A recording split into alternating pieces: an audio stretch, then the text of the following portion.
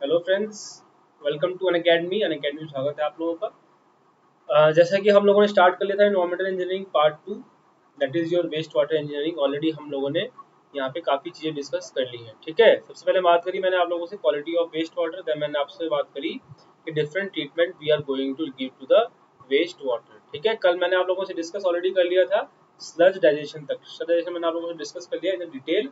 Different type of micro organisms जो present होते हैं आपके वाटर के अंदर, वो मैंने आप लोगों से वहाँ पे डिस्कस कर लिया था। ठीक है, उससे आगे मूव करते हैं। मैंने आप लोगों से बताया था कि हम आज स्टार्ट करने वाले हैं various type of biological treatments. Various type of biological treatment देने वाले हैं हम वाटर को, उसके बारे में हम वन बाय वन डिस्कस कर लेंगे, जो कि different type of waste water treatment हम करते हैं बायोलॉजिकली। ठीक है, फटाफट से जुड़ जाइए क्लासेस के साथ। जो लोग फटाफट से जुड़े नहीं है, जुड़ जाइए फटाफट से, और अपने दोस्तों के साथ शेयर कर दीजिए इसको वीडियो को, ताकि जो है मैक्सिमम लोग यहाँ पे ज्वाइन कर सकें। ओके, चलिए फटाफट से वीडियो को लाइक कर दीजिए, शेयर कर दीजिए, और आपको कोई भी डाउट आ रहा है तो कमेंट सेक्शन में आप लिख के बता सकते हैं। ठीक है, ऑलरेडी हम लोग जो है एनवायरमेंटल इंजीनियरिंग पार्ट 1 पार्ट 2 भी अपना हमारा ऑलमोस्ट फिनिश होने वाला है। तो आप लोग जो है प्रीवियस ईयर क्वेश्चंस लगाने स्टार्ट कर दीजिए, ताकि आपको जो है यहाँ पे कंसेप्ट क्लियर होते हुए चले जाएंगे। ठीक है, प्रीवियस ईयर क्वेश्चन लगाने से क्या होगा कि आपको जो है चीज़ें यहाँ पे समझ में आने लग जाएंगी। क्या होगा कि जैसे आप लोगों ने कोई भी कंसेप्ट पढ़ा, उसके ऊपर अगर क्वेश्चन सॉल्व कर लिए, तो क्या होगा कि उस पर एक कॉन्फिडेंस अपना बूस्ट होना स्टार्ट हो जाता है कि हाँ, मुझसे ये क्वेश्चन हो रहा है और मेरे को ये कंसेप्ट समझ में आ गया है। क्लियर है ये चीज़?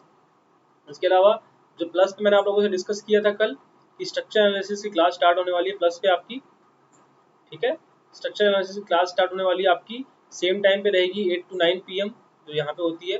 ठीक है, एनवायरमेंटल इंजीनियरिंग खत्म होने के बाद हम स्टार्ट करेंगे योर स्ट्रक्चर की classes at plus platform.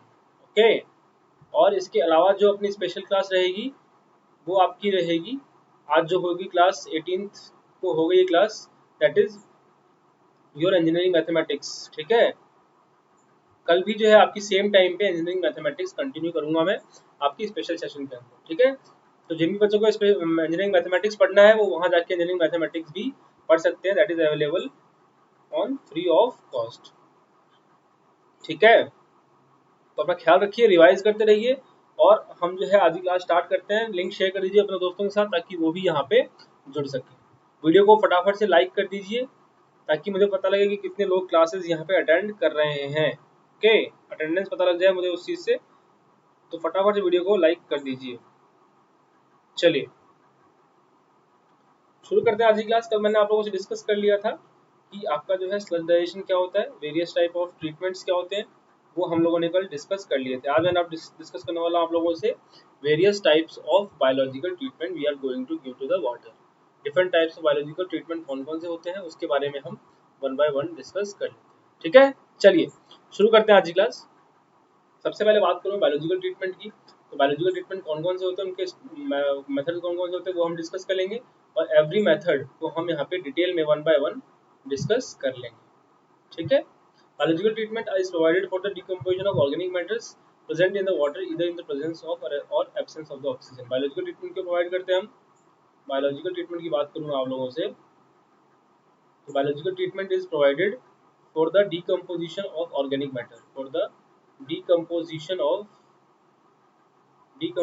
of organic matters। Organic matter decompose करने के लिए हम क्या करते हैं, यहाँ पे बायोलॉजिकल ट्रीटमेंट प्रोवाइड करते हैं। Depending upon the contact between the organic matters and the micro organisms is what it is divided into two parts. पहला होता है सस्पेंडेड ग्रोथ सिस्टम, दूसरा होता है अटैच्ड ग्रोथ सिस्टम। आपका जो बायोमास है that consist of organic matter. ठीक है, जिसके अंदर आपका ऑर्गेनिक मैटर होगा। अगर वो ऑर्गेनिक मैटर आपका जो है वाटर के अंदर सस्पेंडेड फॉर्म में है, वाटर के अंदर सस्पेंडेड फॉर्म में है, तो उसको हम क्या बोलेंगे, suspended suspended growth system, suspended growth system.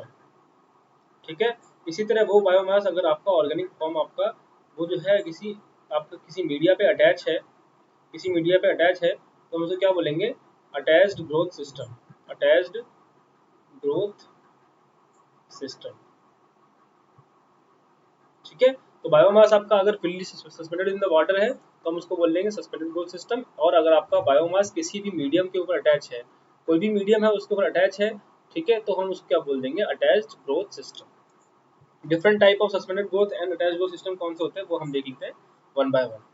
ठीक है, सबसे पहले बात करूं units based on the suspended growth system. Suspended growth system के ऊपर बेस्ड होता है आपका activated sludge process, oxidation pond, septic tank, Imhoff tank and upflow anaerobic sludge blanket reactor. ये मेन आपके यूनिट्स होते हैं जो कि आपके जो है सस्पेंडेड ग्रोथ सिस्टम पे डिपेंड होते हैं, दैट इज बेस्ड होते हैं।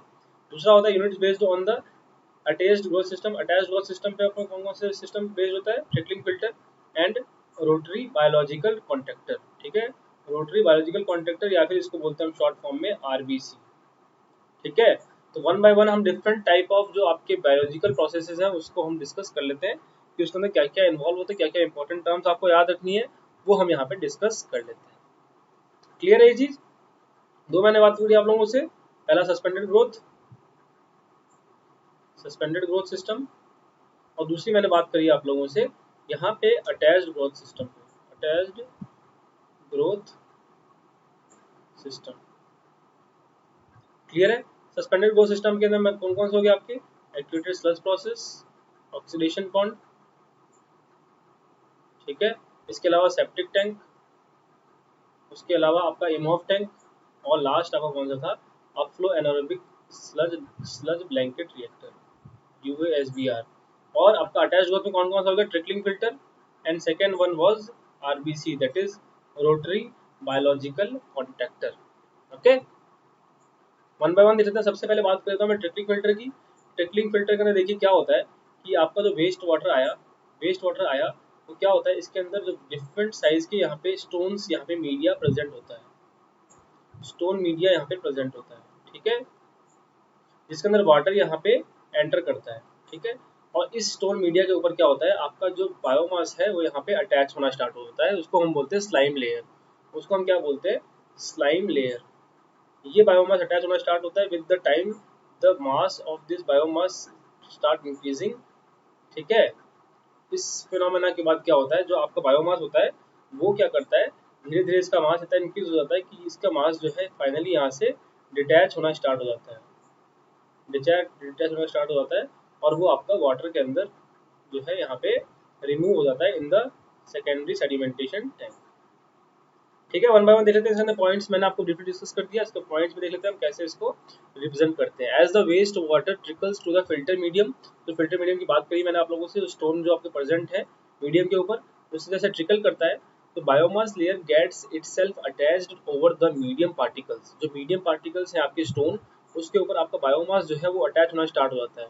Normally in the duration of 2 to 3 weeks, 2 से 3 हफ्ते के अंदर जो आपका बायोमास है वो उसके अंदर अटैच होना स्टार्ट हो जाता है, making the filter ready for the operation. 2-3 week में आपका फिल्टर जो है वो रेडी फॉर द ऑपरेशन हो जाता है by forming the biomass. What happen in next step, the organic matter present in the wastewater now comes in the contact with the microorganisms present in the biomass layer।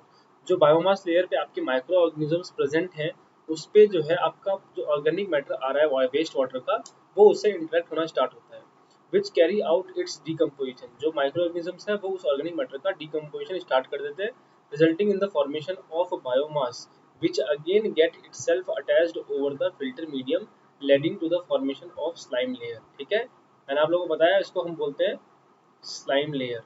Initially इसमें क्या हुआ, micro organisms जाके settle हुए, वो micro organism क्या किए, further organic matter को decompose करके वहीं पे जाके सेटल हो गए।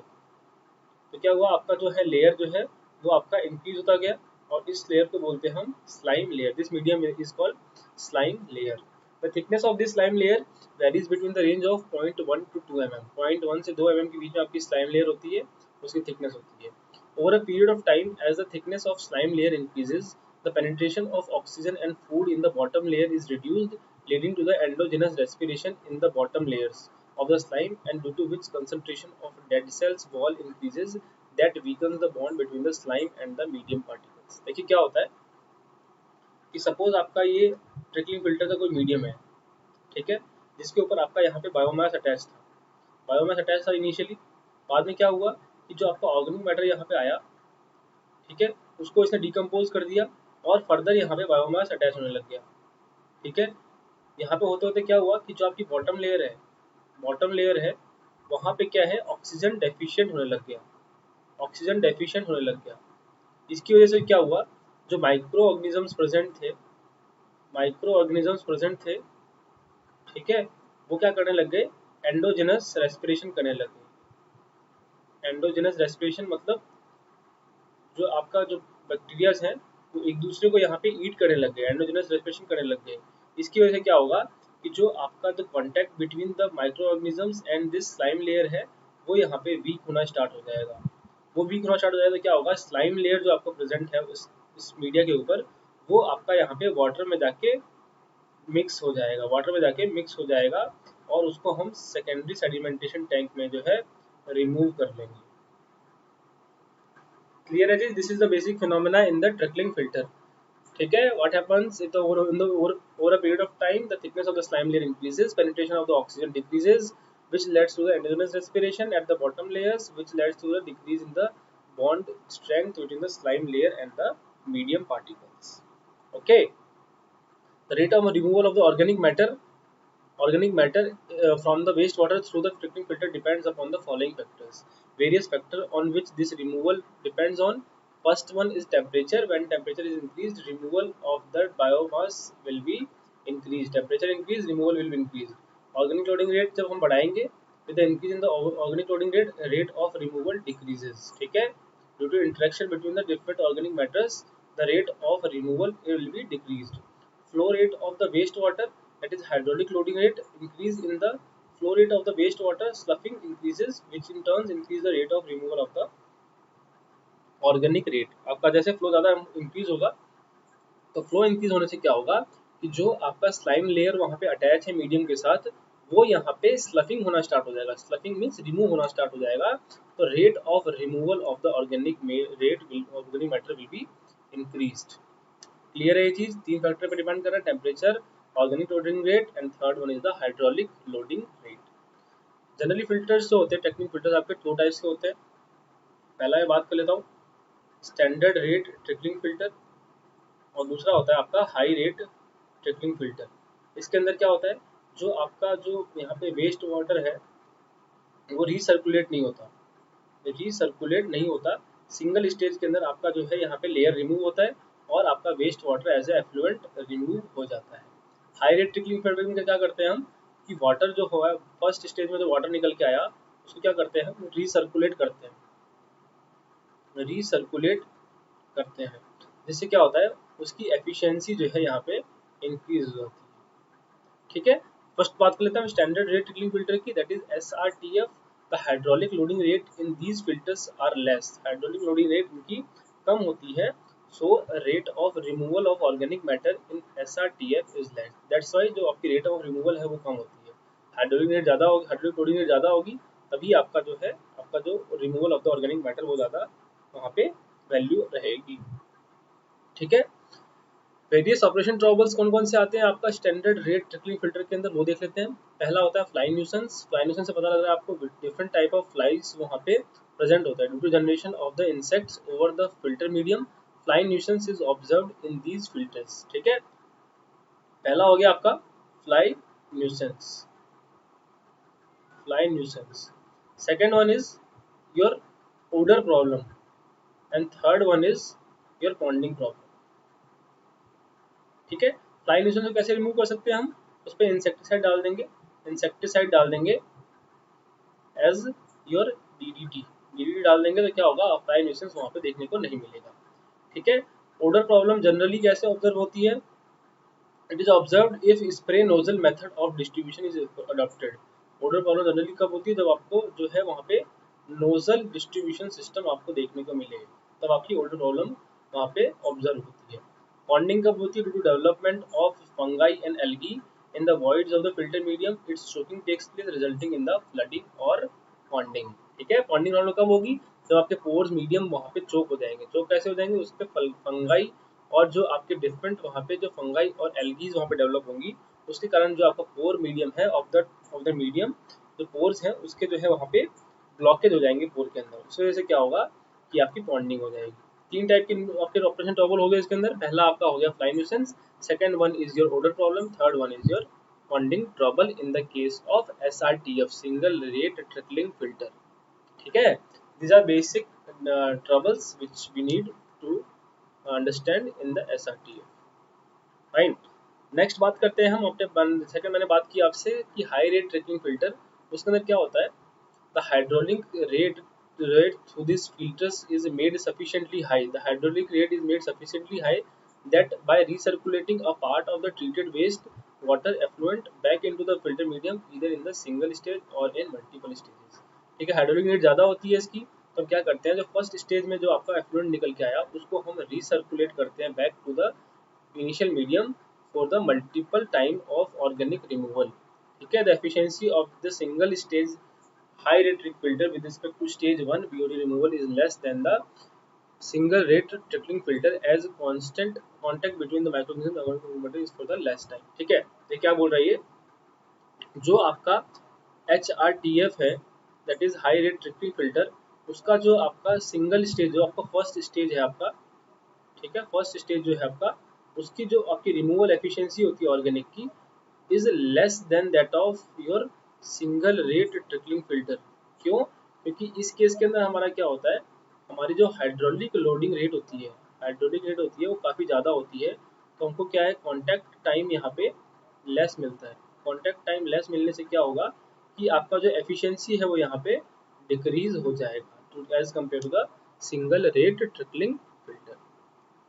ठीक है, कुछ और प्रॉपर्टीज देख लेते हैं इसकी. क्या होता है इसके अंदर, rate of removal of organic matter in single rate high rate trickling filter is more than the SRTF due to its higher loading rate. ठीक है, मैंने आपको बताया था कि हायर लोडिंग रेट रहेगा, जैसे हम HLR इंक्रीज करेंगे तो your removal of bio organic matter will be of the higher value. इसीलिए क्या होता है, सिंगल स्टेज ऑफ HRTF जो होता है उसकी जो आपकी रिमूवल एफिशिएंसी होती है ऑर्गेनिक मैटर की is higher than that of removal efficiency of single rate trickling filter. ठीक है, ये आपका इसका अंदर एफिशिएंसी के बीच में रिलेशन रहता है. क्लियर है जी. these filters ensure higher operation stability in case of shock loading as recirculation discharge can be altered. ठीक है, शॉक लोडिंग आ गया आपके अंदर, उसके अंदर डिस्चार्ज की वैल्यू सडनली इंक्रीज हो गई, तो क्या होगा, ये उस चीज को एकोमोडेट कर लेते हैं by adjusting the value of hydraulic loading rate. ठीक है, this is the advantage of high rate trickling filter over single stage trickling filter, that is standard rate trickling filter. इसके अंदर क्या होता है, शॉक लोडिंग को हम ऑब्जर्व कर सकते हैं, इसकी जो ऑर्गेनिक रिमूवल एफिशिएंसी होती है वो ज़्यादा होती है एज कम्पेयर टू SRTF. ठीक है, अब बात करूँ मैं एफिशिएंसी की, इंपॉर्टेंट फॉर्मूला है, ध्यान रखिए इसको. देखिए क्या बोल रहे हैं फॉर्मूले के अंदर, the efficiency of first stage of the two stages of the trickling filter is this formula, 100 upon 1 plus 0.44 into under root W1 upon V1 into F1. W1 is the weight of the BOD loading of the settled raw sewage in the first stage. ठीक है, जो raw sewage आ रहा है उसकी BOD की value कितनी है, that is in kg per day with the value of W1. V1 is the volume of first filter. Volume of the first filter is the V1. F1 is the recirculation ratio. What is the value of recirculation ratio? 1 plus R upon 1 plus 0.1 R raised to power 2. 1 plus R divided by 1 plus 0.1 R का whole square. ठीक है, where R is the recirculation ratio. Important formula in the case of trickling filter. This is the formula for the calculation of efficiency of the filter. 100 divided by 1 plus 0.44 under root W1 upon V1 F1. W1 is the weight of the BOD coming into the your trickling filter in kg per day. V1 is the volume of the filter and F1 is the recirculation factor, which is equals to 1 plus R divided by 1 plus 0.1 R का whole square, where R is the value of your recirculation ratio. ठीक है, this is first stage BOD removal efficiency of the high rate trickling filter. अगर हम second stage की बात करें, second stage के अंदर क्या हो जाएगा, सिर्फ डिवाइड बाय 1 माइनस नीटा 1 और हो जाएगा. ठीक है, 1 माइनस नीटा 1 यहाँ पे हम डिवाइड कर देंगे और आपका W2 क्या हो जाएगा, W2 is equals to W1 into 1 minus eta 1. मतलब जो आपका फर्स्ट स्टेज के अंदर आपकी जो ऑर्गेनिक लोडिंग वहाँ पे जो है रिमूव हो गई है, उसके बाद जो आपकी ऑर्गेनिक लोडिंग बची है वो आपका यहाँ पे हम पुट करेंगे इन kg per day unit. Okay, which will be equal to W1 into 1 minus neta 1. V2 will be the volume of the filter and F2 will be the circulation factor for the second filter. Okay, this is the formula for efficiency of the second stage filter trickling filter efficiency. Clear है चीज। Trickling filter के बारे में हमने देखा, trickling filter क्या होता है, वो कैसे वर्क करता है, कितने टाइप के होते हैं, 2 टाइप के होते हैं, standard rate trickling filter, high rate trickling filter, SRTF, HRTF। HRTF का क्या एडवांटेज है वो मैंने आप लोगों से डिस्कस किया। एफिशिएंसी का फॉर्मूला डिस्कस किया, एफिशिएंसी का फॉर्मूला ध्यान रखिए, इसके बेस पे आपको क्वेश्चन देखने को मिल सकता है। ठीक है, मेंस में से क्वेश्चन बार बार पूछे गए हैं। ठीक है, ईएस मेंस की बात करूं चाहे मैं एसएससी जेईई मेंस की बात करूं तो आपसे इसके क्वेश्चंस पूछे जाते रहे हैं। ठीक है, this is the case of your trickling filter. Trickling filter यहाँ फिनिश हो गया आपका। सेकंड मैं बात करूँ आपसे, सेकंड जो है हमारे पास यहाँ पे that is your rotating biological treatment, that is RBC. This is also aerobic attached growth system, जैसा हमारा यहाँ पे ट्रिकलिंग फिल्टर था, and your trickling filter and your RBC that is rotating biological chamber reactor. ठीक है, this is also attached growth system, attached growth system. ठीक है, in this what happens in this, क्या हम यूज करते हैं इसको, कैसे मैकेनिज्म रहता है वो हम देख लेते हैं। In this closely spaced rotating disc are used as the medium for the growth of slime layer. Slime layer growth के लिए क्या होता है, क्लोजली स्पेस्ड आपके पास डिस्क अवेलेबल होती है, वो इसके अंदर मूव करती है वाटर के अंदर। Unlike trickling filter, it is the biomass layer which passes through the waste water in this case. Trickling filter के अंदर क्या होता है कि आपके पास एक मीडियम है, मीडियम के ऊपर बायोमास डिपॉजिट हो गया और उसके ऊपर वाटर मूव कर रहा है।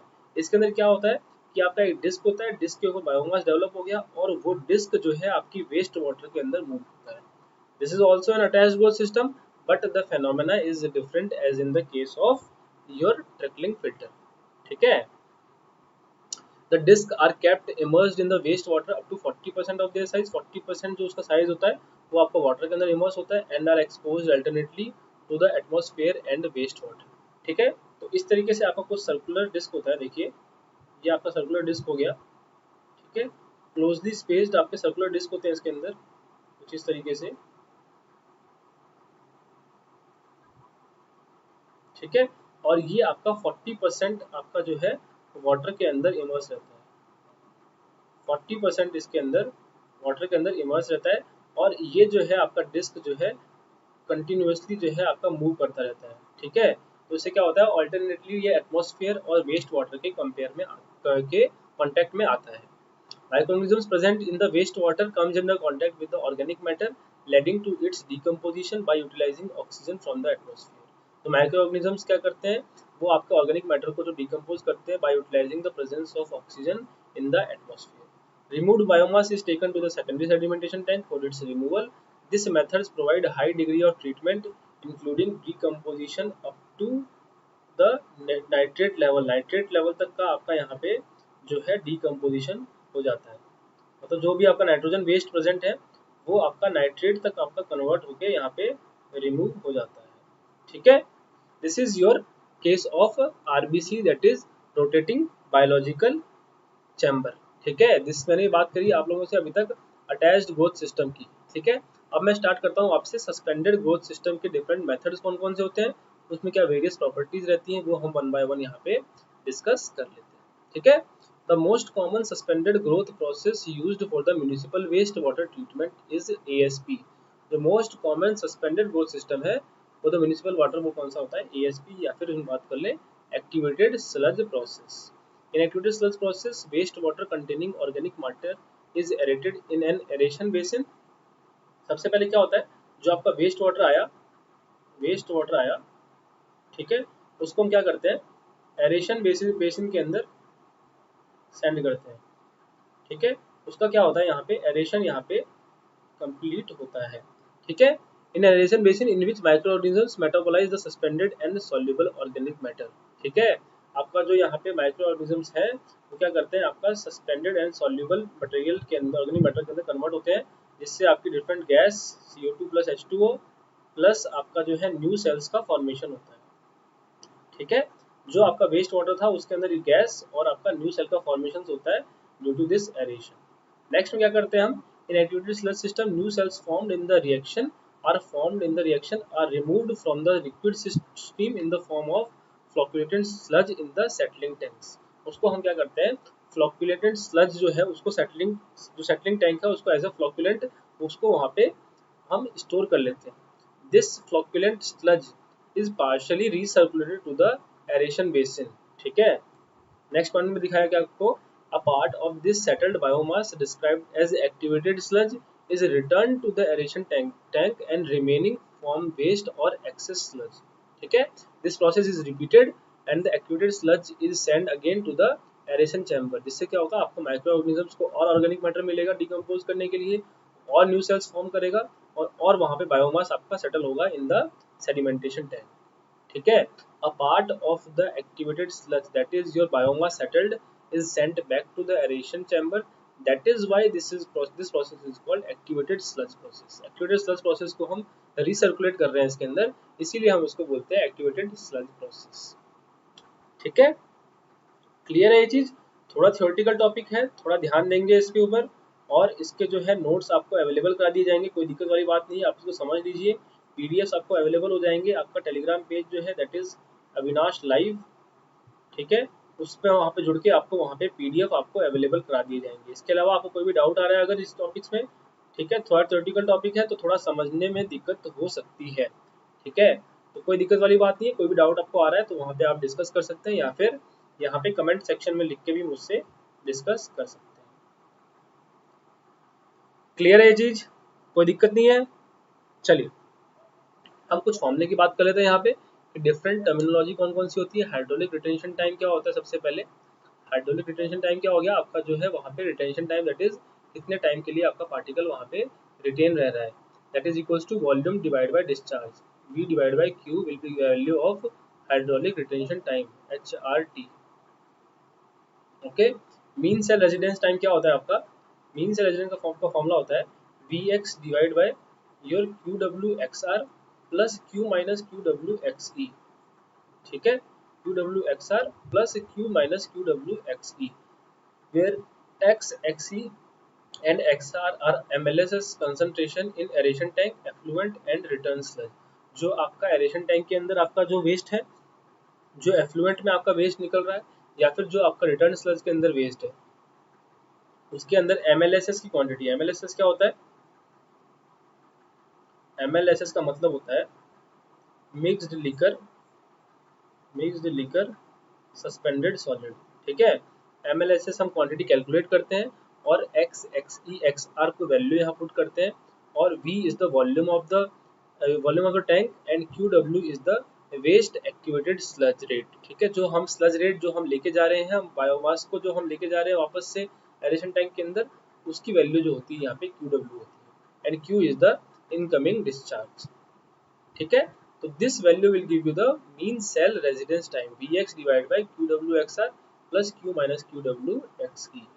ठीक है, next important term is food to microorganism ratio F/m ratio, that is given by Q into S0 minus Se divided by Vx। V is the volume of the aeration tank, X is the your MLSS concentration in the aeration tank, and S0 and Se are the influent and effluent organic matter concentration। ठीक है, तो organic matter concentration को जब multiply कर देंगे हम discharge से, that will be your food for the micro organisms, and the amount of micro organisms present will be given by the V into X। X is the MLSS into V is the volume of the aeration tank।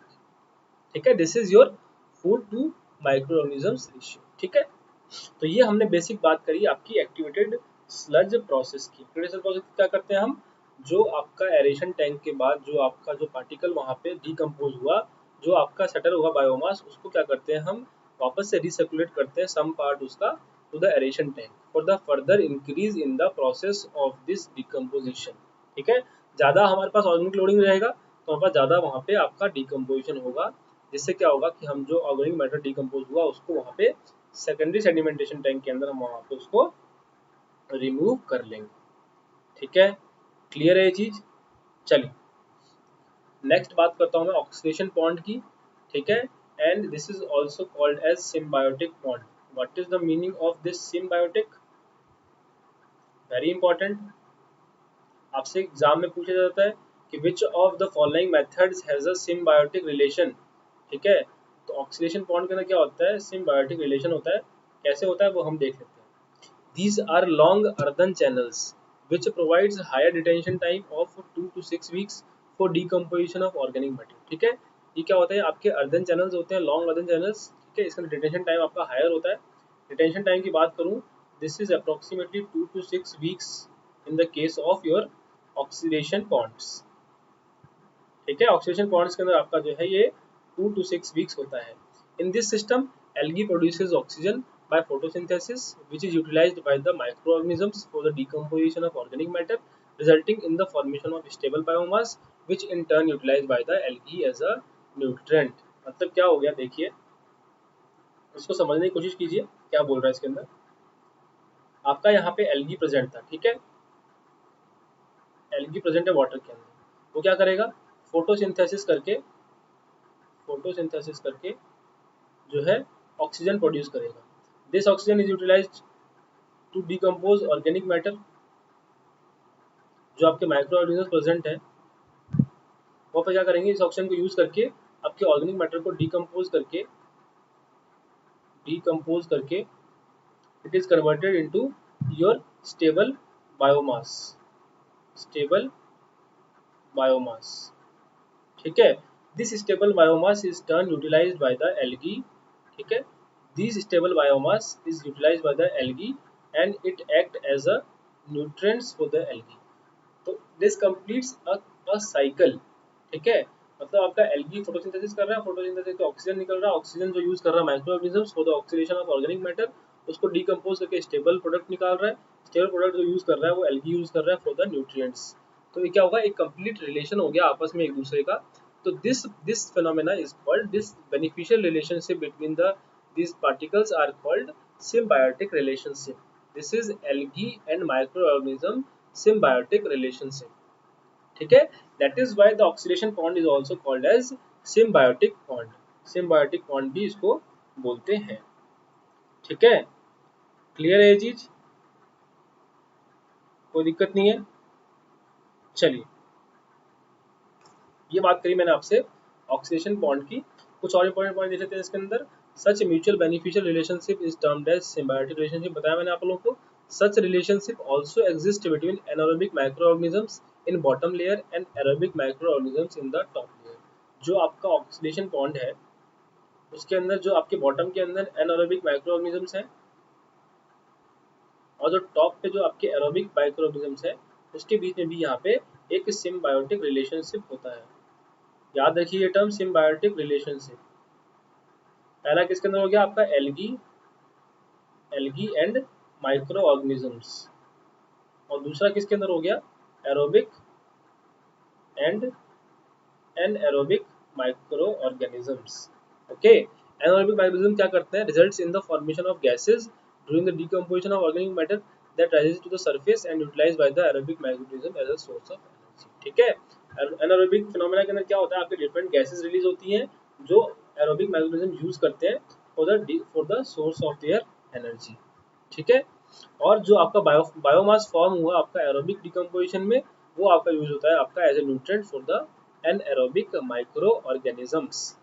ठीक है, जो आपका anaerobic micro organisms थे यहाँ पे, anaerobic micro organisms, उन्होंने क्या किया, यहाँ पे गैसेस का फॉर्मेशन किया विच is used by the aerobic micro organisms.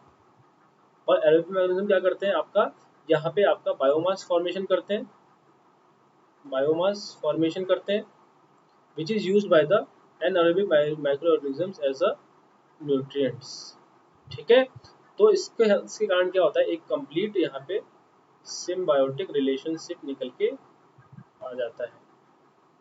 symbiotic relation between the aerobic and anaerobic microorganisms। ठीक है, oxidation bond in real term is the facultative process. कल मैंने आप लोगों को बताया था what is facultative, facultative in which both type of microorganisms that is your aerobic and anaerobic microorganisms are present are called facultative microorganisms. ठीक है, that is facultative process. Depth of the tank की बात करूं मैं, this is approximately 1 to 1.8 meters। The depth is taken generally 1 to 1.8 meters in the designing। Okay, detention time is 2 to 6 weeks. ठीक है, this is your detention time. Organic loading rate depends upon the temperature of the location of the oxidation point which in turn depends upon the latitude of the location. ठीक है, Indian की geographical location के हिसाब से बात करूं मैं आपसे, this is your country approximately, this is our country. Okay,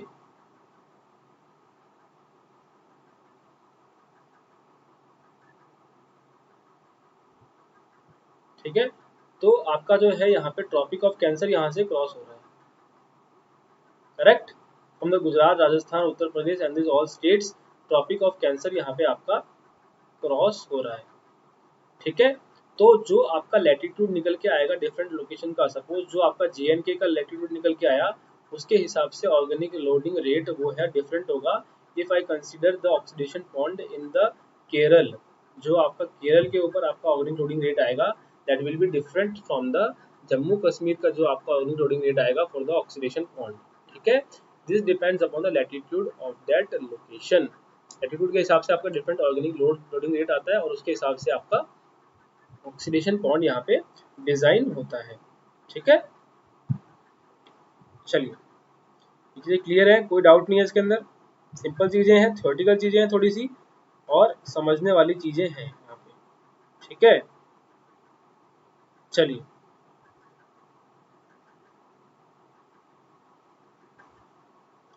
next बात कर लेते हैं, नेक्स्ट कुछ प्रॉपर्टी की बात कर लेते हैं इसकी। द लेंथ और the width ratio of the tank is 2।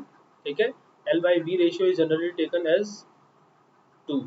Okay, and area of each unit in the range of 0.5 to 1 hectare. जो आपकी ईच यूनिट ऑफ एरिया होती है इसकी, वो 0.5 से 1 हेक्टेयर के बीच में होती है।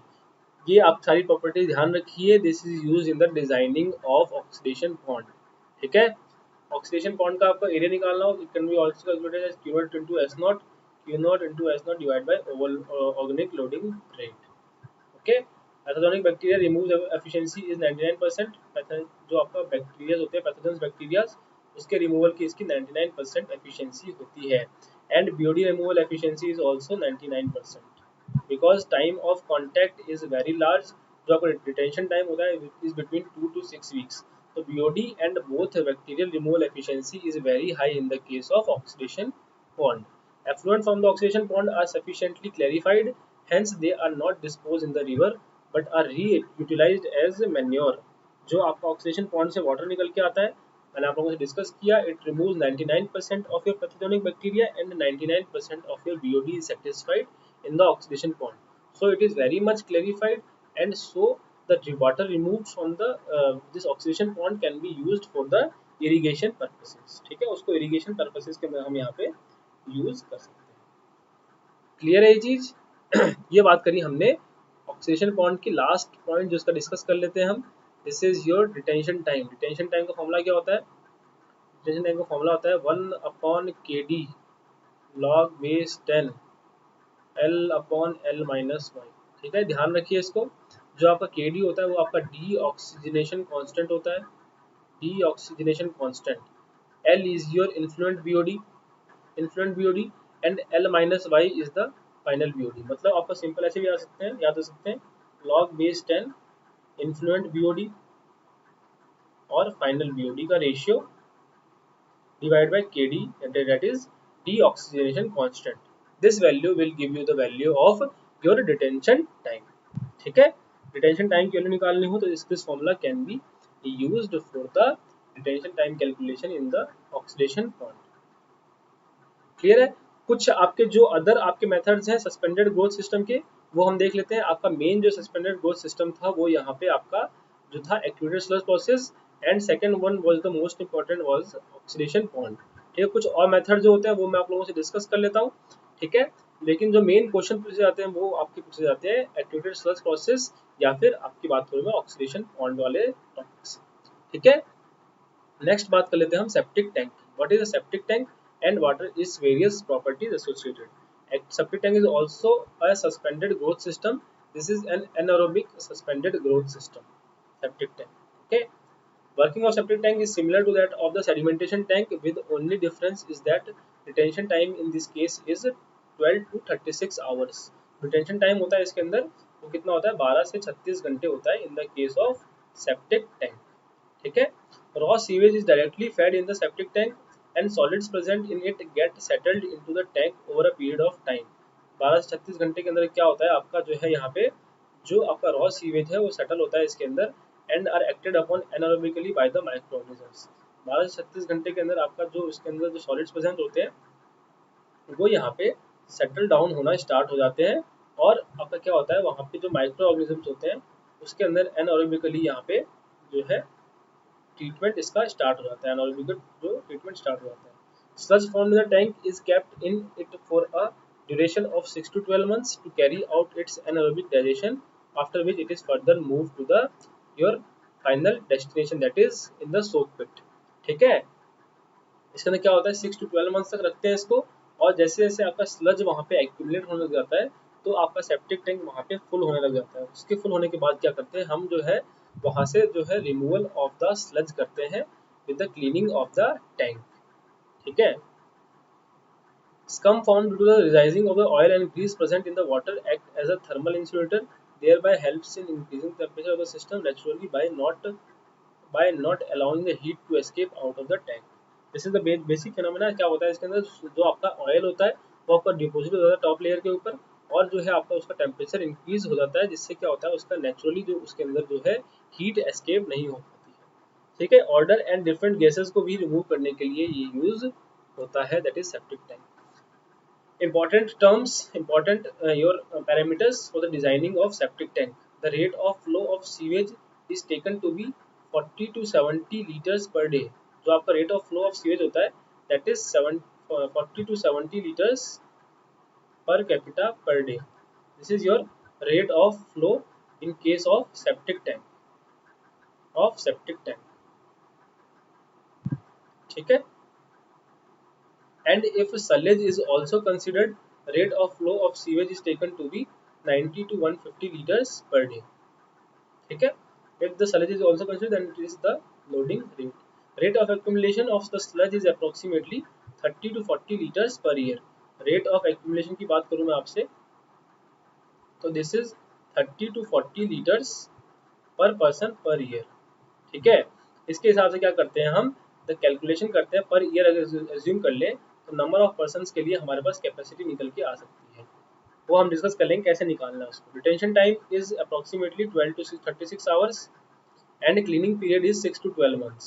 Okay, now length and width ratio is between 2 to 3 and width of the tank should not be less than 0.9 meters। These are the basic parameters, these are the basic designing parameters which we need to consider, which we need to remember the basic designing parameters for the design of our septic tank design। ठीक है, depth of the tank is between the 1 to 1.8 meters। now the final volume of the septic tank will be equals to v1 plus v2। ठीक है, this is the final volume of the septic tank। v1 is the rate of flow of sewage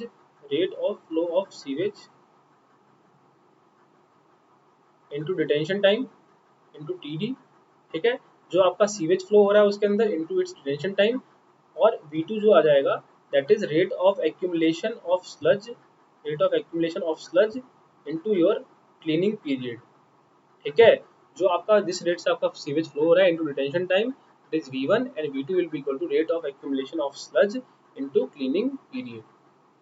ठीक है, effluent of the septic tank are disposed either in the soak pits or in the dispersion trenches। ठीक है, dispersion trenches, these are the main methods for the disposing of the waste of the septic tank। ठीक है, ये हमने बात कर ली आपकी various biological methods of the treatment of the waste. ठीक है, मैंने आप लोगों से बात करी सबसे पहले ट्रिकलिंग फिल्टर की, फिर मैंने आप लोगों से बात करी रोटेटिंग बायोलॉजिकल चैम्बर की, फिर मैंने बात करी एक्टिवेटेड स्लज प्रोसेस की, ऑक्सीडेशन पॉन्ड की एंड सेप्टिक टैंक की। These are the basic and the most important various type of treatments that are given to the waste water as far as biological treatment is considered। These are the important methods which are frequently asked in the your papers। ठीक है, बात कर लेते हैं हम secondary sedimentation tank के अंदर क्या होता है। The prime function of the secondary sedimentation tank is to produce the effluent that are sufficiently clarified and to concentrate the solid so as to minimize the volume of the sludge to be handled. Simple इसका function वही हो गया कि आपका जो है जो minimum volume आपको उसको कंसिडर करना है ताकि आपका जो है वहाँ पे जो पार्टिकल निकल के आया उसको वहाँ पे रिमूव किया जा सके.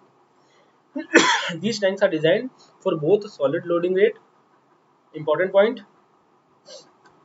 Secondary sedimentation tank are designed for the both solid loading rate and surface overflow rate. Why solid loading rate is considered? Because in the secondary sedimentation tank, the concentration of solid is of the large value because the particles are coming from the various biological treatment, that is ASP or trickling filter or RBC.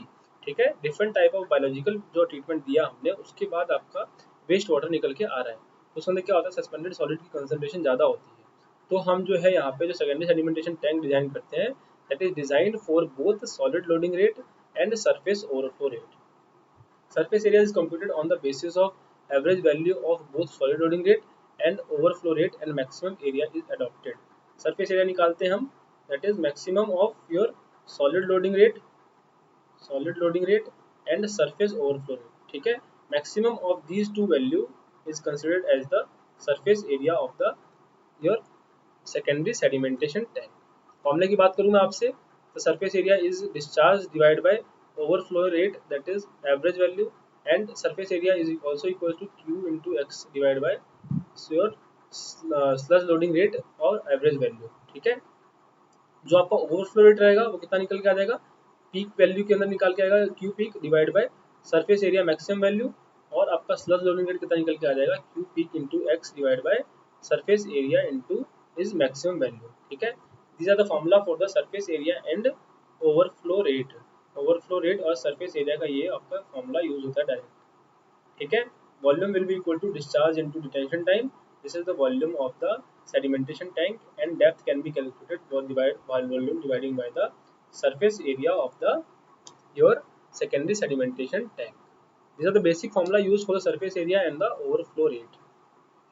ठीक है, this is the point about your different types of sedimentation tank which we use. Secondary sedimentation tank की बात करी मैंने आपसे, the most important point is the surface load, the surface area of the secondary sedimentation tank is designed on basis of solid loading rate as well as surface overflow rate, while in the case of primary sedimentation tank we use only surface overflow rate. This is the main important formula or I will say the concept.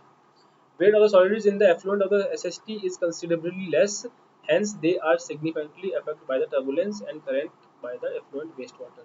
ठीक है, जो हमें length of the wear निकालनी पड़ती है, wear loading rate हमको यहाँ पे चेक रखना पड़ता है. Wear loading rate for the case of ASP is 185 and for the case of trickling filter this is 125. तो हमको वियर लोडिंग रेट यहाँ पे चेक रखना पड़ता है for the designing of your secondary sedimentation tank.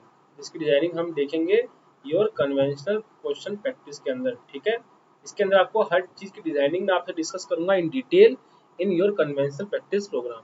As far as objective is considered, the basic point, the most important points I will discuss in the brief. ठीक है, तो ये आपका था your various type of biological treatment की हमने यहाँ पे बात करी. ठीक है, यहाँ पे आपका treatment of waste water is finished. ठीक है, हमने स्टार्ट किया था वेस्ट वाटर इंजीनियरिंग से और आज हमने ट्रीटमेंट ऑफ वेस्ट वाटर जो है यहाँ पे फिनिश कर लिया. काफ़ी इंपॉर्टेंट टॉपिक है ट्रीटमेंट ऑफ वेस्ट वाटर. इससे आपके काफ़ी थ्योरेटिकल क्वेश्चंस बनते हैं. हालांकि क्वेश्चन जो है आपका थ्योरेटिकल बनेगा, तो क्योंकि टॉपिक आपका थ्योरेटिकल है तो इसको आपको बार बार रिवाइज करना पड़ेगा.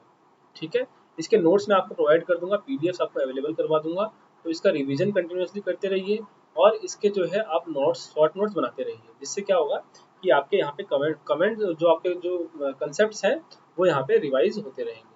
ठीक है, कल आपकी यहाँ पे last class of raw water engineering रहेगी. ठीक है, the very important topics that is your solid waste management and your air pollution. I will cover these two topics also. ठीक है, जनरली ऐसे क्वेश्चन अब जो है देखने को मिलने स्टार्ट हो गए हैं. सॉलिड वेस्ट मैनेजमेंट पे काफ़ी क्वेश्चन आपके एसएससी के अंदर देखने को आजकल मिल रहे हैं।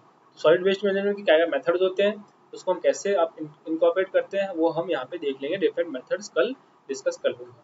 एयर पॉल्यूशन के बारे में बात करेंगे हम। सेकेंडरी पॉल्यूटेंट, प्राइमरी पॉल्यूटेंट्स क्या होते हैं, different type of looping plumes क्या होते हैं, ठीक है, इंपॉर्टेंट पॉइंट लूपिंग प्लूम्स, ठीक है। और different type of looping plumes को याद कैसे करें, मैं आपको शॉर्ट ट्रिक्स बताऊंगा कि उसको याद कैसे करनी है, उन डिफरेंट टर्म्स को, ठीक है, जो मैंने अपने तैयारी के टाइम पे उसको याद किया था जिस तरीके से, ठीक है। और उस क्लास के बाद मैं आप लोगों से जितने भी हमने यहाँ पे टॉपिक्स अभी डिस्कस कर लिए हैं, उसके जो क्वेश्चंस अभी तक हैं, उसके मेन क्वेश्चंस मैं कल आप लोगों से डिस्कस कर लूंगा। और इसी के साथ ही हमारा एनवायरमेंटल इंजीनियरिंग आपका रैप अप हो जाएगा, ठीक है। आपको कोई भी डाउट हो तो यहाँ पे कमेंट सेक्शन में लिख सकते हैं, ठीक है। प्रीवियस ईयर क्वेश्चन करने स्टार्ट कर दीजिए। मैं आप लोगों को बार बार ये चीज़ें बोल रहा हूँ कि ट्रांसपोर्टेशन इंजीनियरिंग की आपके यहाँ पे मैंने क्लासेस करवा दी हैं। जिन्होंने क्लास फॉलो नहीं की है वो ट्रांसपोर्टेशन इंजीनियरिंग क्लास फॉलो कर लें, उसके प्रीवियस ईयर क्वेश्चन लगा लें। उसके बाद इन्वायरमेंटल इंजीनियरिंग की क्लास फॉलो करके उसके प्रीवियस ईयर क्वेश्चन लगाने स्टार्ट कर दें। कोई भी डाउट हो आपको तो आप अविनाश लाइव पेज है टेलीग्राम का, अविनाश लाइव पेज, उस पर आके मुझसे डिस्कस कर सकते हैं। आपको किसी भी टाइप का डाउट आ रहा है, I will reply as soon as possible, ठीक है। वहाँ पे आप लोगों को पीडीएफ्स भी अवेलेबल करवा दिए जाएंगे सारे नोट्स के, so you can make short notes and revise it accordingly. Clear है। प्लस में आपको बताया मैंने स्ट्रक्चर की मैं क्लासेस स्टार्ट करने वाला हूँ, तो जो लोग प्लस के यहाँ पे सब्सक्रिप्शन लेना चाहते हैं वो जो है कोड यूज कर सकते हैं अविनाश11, ठीक है। अविनाश11 कोड यूज करके जो है आप लोग जो है यहाँ पे प्लस का सब्सक्रिप्शन ले सकते हैं, that is AVINASH11 code use करके आपको जो है 10% इंस्टेंट ऑफ वहाँ पे मिल जाएगा, ठीक है। स्ट्रक्चर एनालिसिस की वहाँ पे क्लास करेंगे हम लोग इन डिटेल, आपका प्रैक्टिस क्वेश्चंस के साथ वहाँ पे हम डिस्कस करेंगे with all the previous year questions come in the last 20 years. Last 20 year से जितने भी प्रीवियस ईयर क्वेश्चंस हैं हम वहाँ पे डिस्कस करेंगे इन डिटेल, ठीक है। उन क्लासेस को फॉलो कर लीजिए। स्पेशल क्लासेस आपकी होने वाली हैं, that is your engineering mathematics, उनको फॉलो कर लीजिए। आइसोलेट रहिए, ख्याल रखिए अपना, और जो है अपने फैमिली का भी ख्याल रखिए।